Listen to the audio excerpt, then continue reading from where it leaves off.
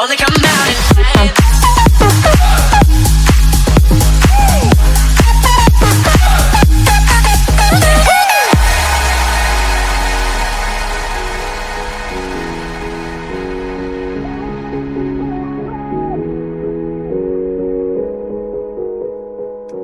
Bienvenidos nuevamente, esto es Podcast Racing. En esta oportunidad, junto a Lucho Racing y Marquitos, como siempre, vamos a analizar lo que ocurrió en el Gran Premio 2021 de Fórmula 1 de los Estados Unidos en el circuito de Austin, Texas.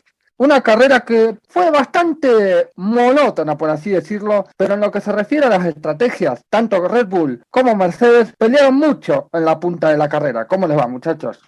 Hola Manu, hola Lucho Racing. Una carrera realmente con muy poco espectáculo. No nos brindó sendas batallas como sí tuvimos en carreras anteriores. Sí nos mantuvo entretenida durante buena parte de la carrera, lo que fue la parte media del pelotón, pero lamentablemente no con quizás un buen final. Por lo pronto sí, la estrategia fue la vedette de esta carrera, que le permitió a Max Verstappen imponerse por muy poquito sobre Lewis Hamilton. Así es, muchachos, un saludo para todos los que nos escuchan. Una carrera que, como ustedes bien dicen, fue dominada por las estrategias. Tuvimos la batalla principalmente entre Red Bull y Lewis Hamilton, donde Hamilton comenzó dominando la carrera. Sin embargo, lo que fue la parada temprana de Max Verstappen le permitió llegar a la primera colocación cómodo, con ventaja, y posteriormente Checo Pérez, que termina tercero, con un gran trabajo como escudero, dejándose pasar incluso después de la segunda parada por Max Verstappen, y en el caso de Valtteri Bottas, este fin de semana lo tuvimos un poco más retrasado por haber largado con unos puestos de penalización por cambiar algunos componentes en su motor, al igual que otros pilotos, como fue el caso de Fernando Alonso, Sebastián Vettel y George Russell, que también tuvieron penalizaciones y largaron al fondo.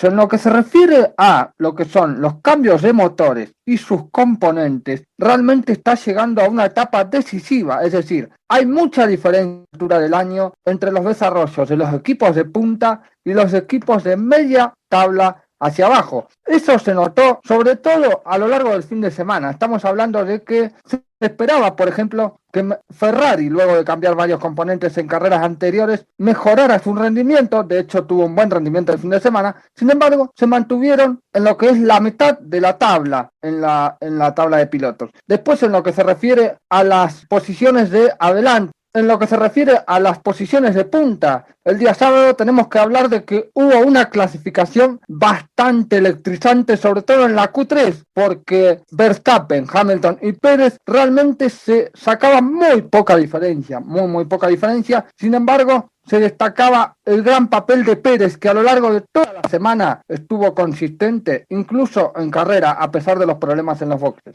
Tuvimos una largada realmente interesante. Sabemos la característica que tiene esa primera curva de este circuito de Austin, en donde, se abre mucho la pista y se presentan, muchas posibilidades de sobrepaso. Hamilton tuvo una muy buena largada, hay que decirlo, pero Verstappen realmente supo mantenerse en la línea. Incluso Checo Pérez estuvo ahí a muy poquito de arrebatarle el segundo puesto a Verstappen, pero Hamilton hizo una largada impecable, se metió por adentro, obviamente tuvo ahí una maniobra muy ajustada con el holandés, pero realmente fue una muy buena largada. El incidente lo tuvimos en el fondo, un pequeño toque entre Nicolás Latifi y Lance Stroll, quien terminó haciendo un trompo, dos deslucidos de los que vamos a hablar más adelante. Una constante que tuvimos a lo largo de la carrera fueron las salidas de pista, donde vos comentabas, Marquitos, después de la primera curva y en otros sectores del circuito, lo que empezando por Max Verstappen durante la largada, que salió, sin embargo no fue necesario ceder ninguna posición, ni tuvo investigación esa maniobra. Sí fue más polémica la batalla entre Fernando Alonso y los pilotos de Alfa Romeo, con dos duelos, primero con Kimi Raikkonen, con toque incluido, con Kimi yéndose afuera. En segundo lugar, el duelo con Antonio Giovinazzi implicó que el español tuviera que devolver la posición y después una devolución de la misma maniobra por parte del piloto italiano. Recordemos también que durante el Gran Premio de Paul Ricard también fueron numerosas las penalizaciones y las advertencias por la cuestión de la salida de los límites de pista. Durante toda la temporada los comisarios han estado muy estrictos con esta cuestión. De hecho, tuvimos varias banderas negras de Raikkonen en caso de Mazepin. Ya que hablamos de lo que fue la punta de la carrera, tenemos que destacar el ida y vuelta que hubo en cuanto a las estrategias, tanto de Verstappen como Hamilton y Pérez. Verstappen realmente tuvo unas buenas paradas y tuvo que ingresar rápidamente a boxes porque el circuito de Austin es muy degradante. Sin embargo, el que la pasó más o menos respecto a las estrategias, pero sin embargo cumplió con el objetivo de tapar a Hamilton, fue Pérez. Realmente, como bien dije, este circuito es muy degradante y obligó a que haya, en las 56 vueltas de carrera, dos paradas que fueron aprovechadas al máximo, tanto por Red Bull como por Mercedes. Sin, obviamente, mirar a menos lo que fue el duelo entre Verstappen y Hamilton, tenemos que hablar quizás de otras peleas que tuvimos en la zona puntuable.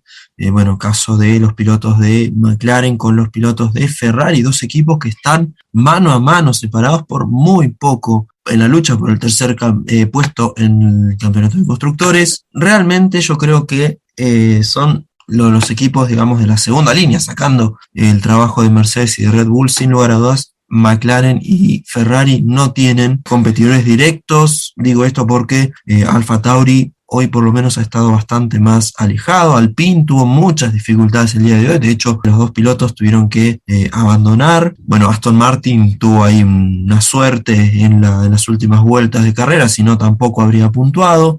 Lo cierto es que el duelo Ricciardo-Sainz y en menor medida, Sainz-Norris fue bastante notorio, bastante notable, con roce incluido entre el mallorquí y el australiano, mientras que Charles Leclerc tuvo una labor realmente muy, muy ordenada, manteniéndose en el cuarto puesto, lejos de la pelea por el podio, pero a la vez lejos de las peleas de su compañero con los coches naranjas.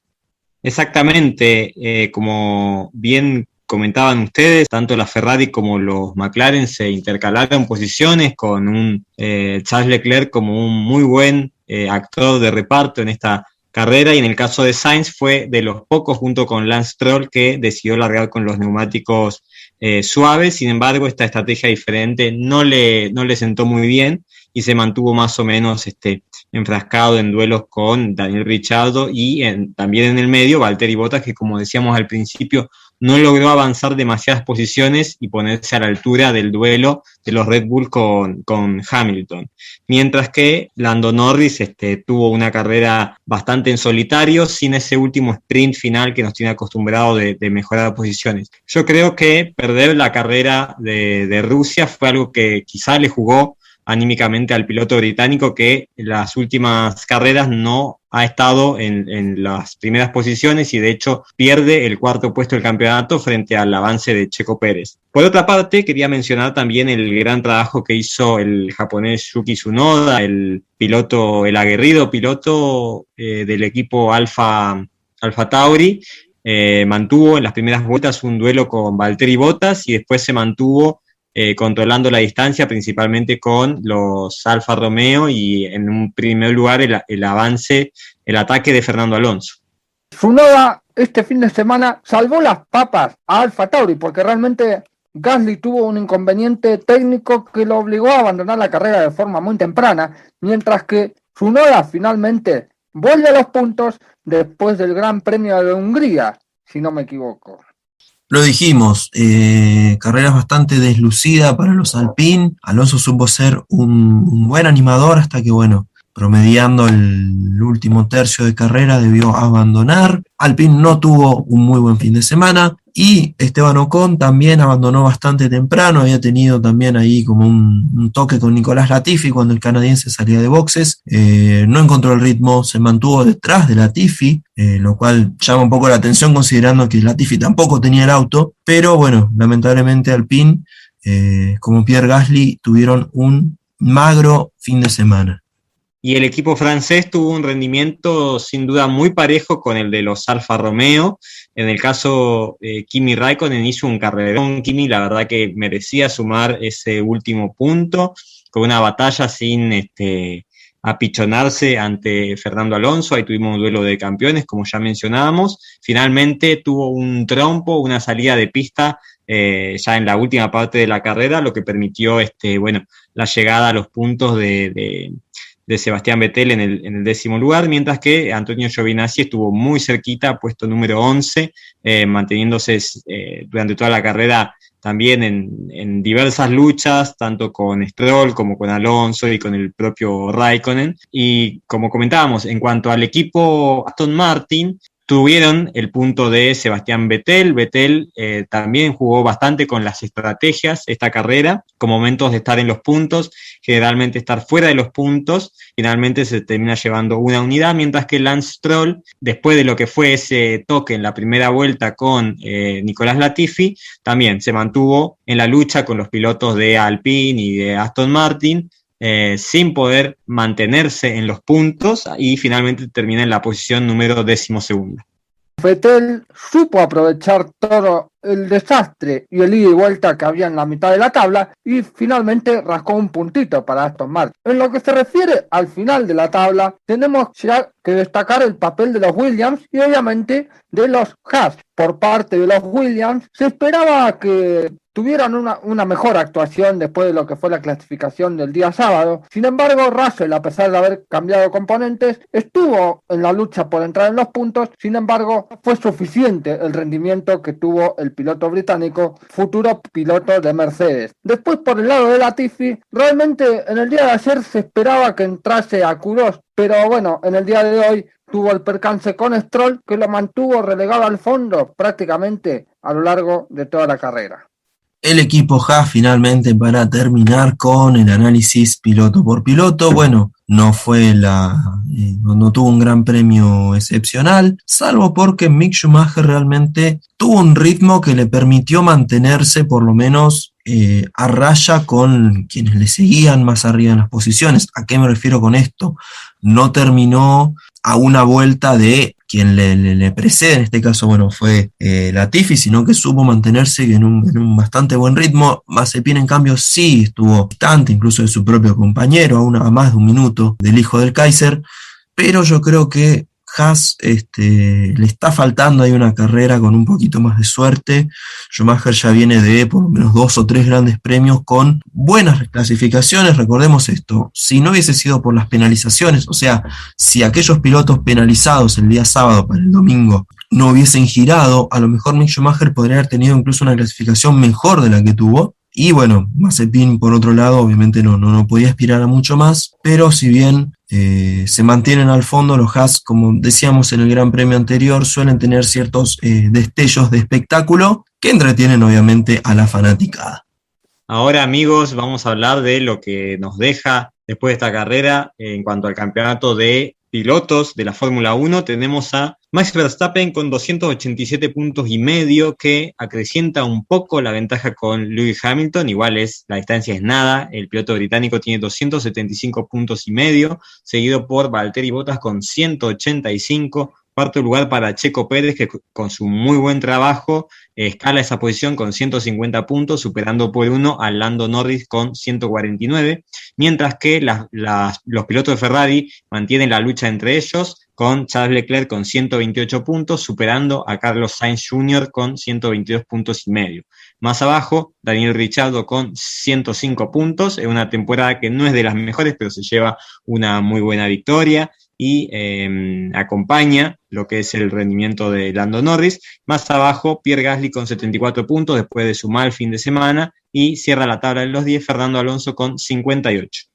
En lo que se refiere al campeonato de constructores de la Fórmula 1 2021, tenemos a Mercedes con 460 puntos y medio, seguido por Red Bull con 477 puntos y medio. Posteriormente, McLaren es el mejor del resto con 254 puntos, le sigue Ferrari con 250 puntos y medio, Alpine con 104, Alfa Tauri con 94, posteriormente Aston Martin con 62, Williams con 23, Alfa Romeo con 7 y Haas con 0 puntos como siempre. Con esto terminamos el análisis del Gran Premio de los Estados Unidos de la Fórmula 1 2021. Los esperamos en Podcast Racing para lo que será el análisis del Gran Premio de México, el Gran Premio más populoso del año desde hace varias temporadas seguidas. Muchachos, un placer como siempre acompañarlos. Nos veremos en el próximo Podcast Racing.